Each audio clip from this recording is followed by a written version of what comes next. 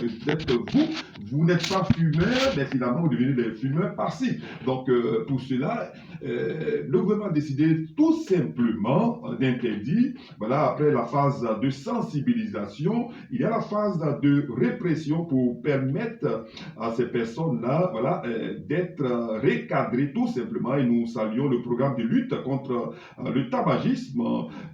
Nous saluons surtout ceux qui travaillent dans ce sens pour permettre aux Ivoiriens d'être en bonne santé. Il y a des fumeurs, des fois, qui se retrouvent dans des véhicules en commun et qui refusent de déteindre leurs cigarettes. Ça arrive souvent? Oui, ça arrive. J'ai été victime de ça et qui sont en public et qui fument la cigarette et cela dérange ceux qui sont autour de cette personne-là. Et moi, une fois, j'étais où je suis au quartier, j'étais allé voir mon couturier et lorsque je suis arrivé, le couturier il était assis et lui fumait la cigarette.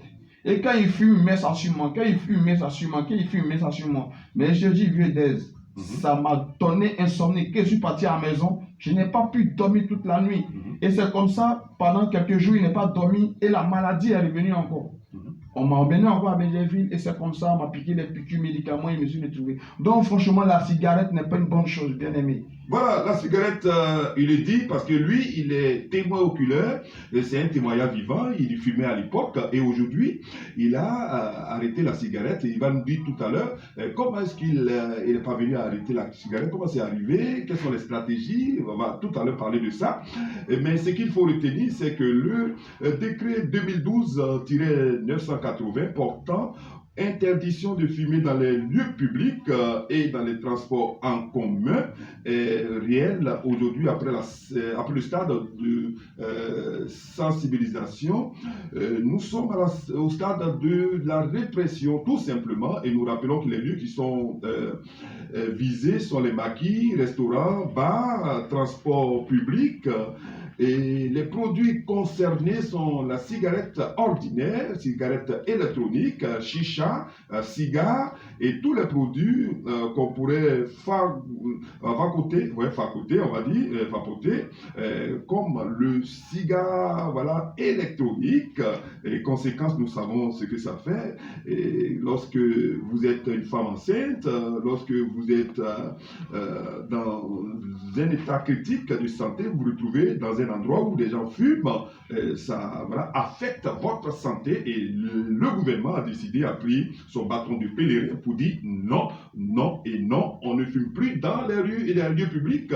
Votre constat 07 77 97 97 53. Voici.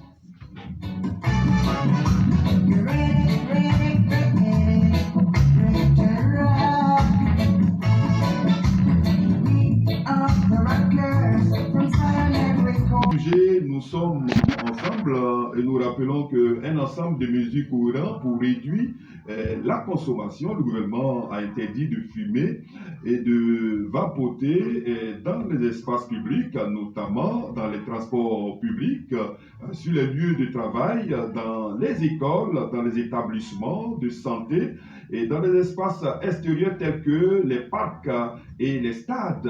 Et cette interdiction vise à réduire l'exposition du tabagisme passif, voilà, et à préserver la santé publique. En outre, la vente de produits du tabac, on va dire, et de vapotage à proximité des écoles et des hôpitaux a été restreinte afin de créer une zone de protection autour de ces lieux. Là, s'il y a certainement des constats qu'on fait après cette décision prise par l'État, vous pouvez nous appeler au 07 77 97 97 53. Voilà, d'autres mesures comprennent l'interdiction de toute forme de publicité pour le tabac et le vapotage, de parrainage, on va dire, et de rabais, voilà, rabais promotionnels. Les paquets, voilà, de cigarettes doivent désormais comporter des avertissements sanitaires bien visibles couvrant une grande partie, voilà, de la surface C'est-à-dire, on doit avertir les fumeurs pour dire que, attention, quand vous fumez, il y a danger. Les sociétés voilà, de fabrication de cigarettes doivent le faire sur les paquets de cigarettes. C'est important de le faire. Monsieur Zoa Bordeaux, aujourd'hui, vous êtes l'invité du jour parce que vous étiez à l'époque fumeur. Aujourd'hui, vous avez arrêté de fumer. On va nous dire un peu comment est-ce que c'est arrivé, la stratégie que vous avez voilà, employée pour aujourd'hui ne pas fumer. Qu'est-ce qu'on peut... On va prendre l'auditeur d'abord et puis revenir à vous, monsieur Bordeaux Zoa, l'auditeur qui est en ligne. Allô? Allô? Oui, alors bonjour monsieur. Bonjour madame, vous êtes madame? Oui, c'est Olivier. Olivier Benjamin. Ok, Odile depuis Benjamin, comment allez-vous? Dieu fait grâce à moi et chez vous. Oui, tout va bien. Si ça va chez vous, chez nous aussi ça va bien. Aujourd'hui, Ah, Dieu merci. nous parlons de l'interdiction de fumer, certainement. Vous qui êtes femme, vous êtes au marché, vous êtes dans les lieux publics, vous voyez des gens fumer. Aujourd'hui, le gouvernement dit non à la cigarette dans les lieux publics. Et qu'est-ce que ça vous fait, vous, déjà? Déjà, ça fait plaisir, c'est une bonne nouvelle. Voilà, c'est une bonne nouvelle parce que celui qui fume ou le fumeur, il dégage déjà une odeur, déjà dans le poumon, tout ce qui fait partie des organes qui dégagent pour donner aux gens. C'est quand c'est le virus qui transfère aux gens et c'est pas bon. Déjà, ça donne maladie. En même temps, tu contamines les gens. Si tu es malade, ta maladie peut contaminer les gens. Ils pensent bien. Voilà, donc c'est pas bien déjà dans les lieux publics, surtout les chauffeurs. Les chauffeurs, il y a plein de passagers derrière toi. C'est dans le bac, déjà il fait chaud. Qu'est-ce que toi tu fumes? Ah, les chauffeurs, hein? Vous avez remarqué ça? Mais, oui, il y a des chauffeurs qui fument. Et c'est sur quelle ligne ça, des bacs à Abidjan? Ça fait Baka comme ça fait Baka comme taxi. Voilà. Okay. Ça dépend, il y a des chauffeurs qui fument. Et toi, seul, là, tu vas te lever pour te plaindre pour ça. Et pourquoi? C'est toujours fait par là. Les gars, ils pensent que c'est bien venu. Et c'est bien. Parce que moi, ils ne supportent pas ça là. Ils ne supportent pas. Tu ne peux pas aller dans le métro où ceux qui, en même temps, ils boivent, boivent qui est bu, coutou, autre, et puis ils fument. Franchement, c'est dangereux. Moi, je vois les gens qui sont sous le soleil ici. Une fois, ils posaient quelqu'un vous êtes sous le soleil. En même temps, tu fumes. En même temps, tu bois de lait. Quand tu dis, il va devenir quoi? Et si c'est pas facile. C'est pas facile. Et si vous avez un conseil à prodiguer à ces frères et sœurs, certainement, qui fument, il y a des femmes aussi qui fument, hein, comme vous. Oui, il y a des femmes qui fument. Mais moi, déjà, j'ai déjà posé question à un qui m'a dit. Voilà.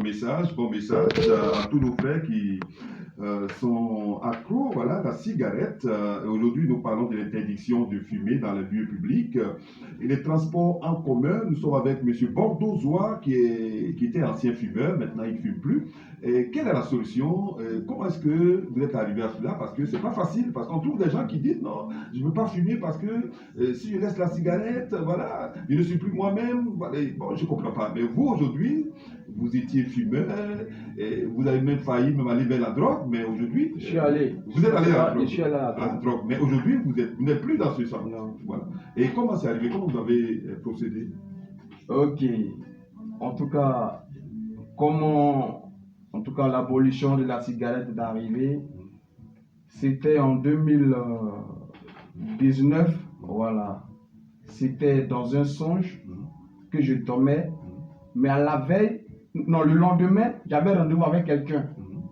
Mais à la veille, j'avais fait un songe, et dans le songe, il vient de commettre un dégât, c'est-à-dire un péché dans le rêve, et c'est comme ça, dans le rêve, pendant que je marchais avec un ami boucantier, quand il fini de commettre le péché, je marchais avec un ami boucantier, et je voyais quelqu'un en genoux, grand détail dans les cieux, mais il n'a ni fait ni limite, mais il est grand détail dans les cieux, gaillard.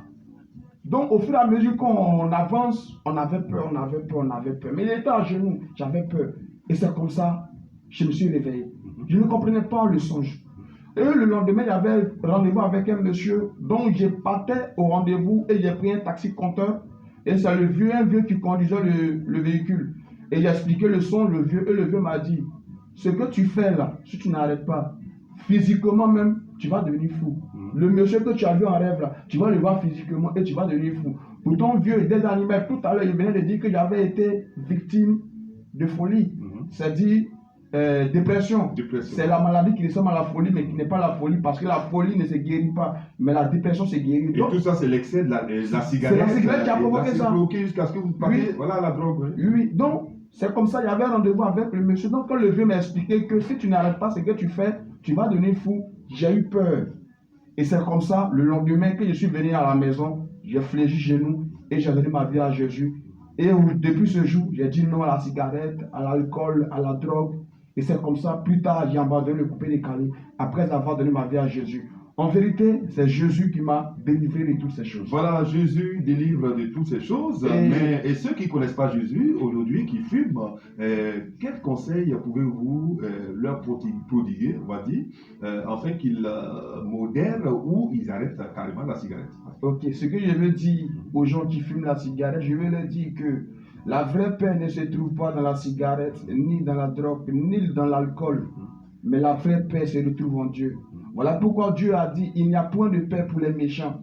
Est-ce que vous comprenez un peu? Je ne dis pas que ceux qui fument la cigarette sont des mauvaises personnes, des personnes méchantes. Non, je ne dis pas ça, mais c'est la parole de Dieu qui dit, il n'y a point de paix pour les méchants. Ce que je veux dire à quelqu'un qui fume la cigarette d'abandonner et de venir à Jésus. C'est lui qui donne la paix. Il est le prince de la paix. Voilà, bien-aimé, donne ta vie à Jésus. Je profite de cette occasion pour dire à quelqu'un de donner sa vie à Jésus afin qu'il soit délivré de l'alcool. Parce que Jésus va te donner son Saint-Esprit qui va te faire abandonner l'alcool, la cigarette, la drogue, toutes ces choses, tous ces mauvais vices, tous ces vices, voilà, qui va te faire abandonner cela. Bien-aimé, donne ta vie à Jésus. C'est ce que j'aimerais dire aux gens. Et voilà, c'est le message de notre invité du jour, M. Bordeaux-Zoua, qui était ancien fumeur et aujourd'hui, voilà, à l'occasion de cette émission, nous avons voulu qu'il vienne témoigner et c'est vrai qu'on peut arrêter parce que la cigarette, à un moment donné, on s'est dit que non, c'est telle situation, je fume parce que j'ai tel problème, mais les mêmes problèmes reviennent à chaque jour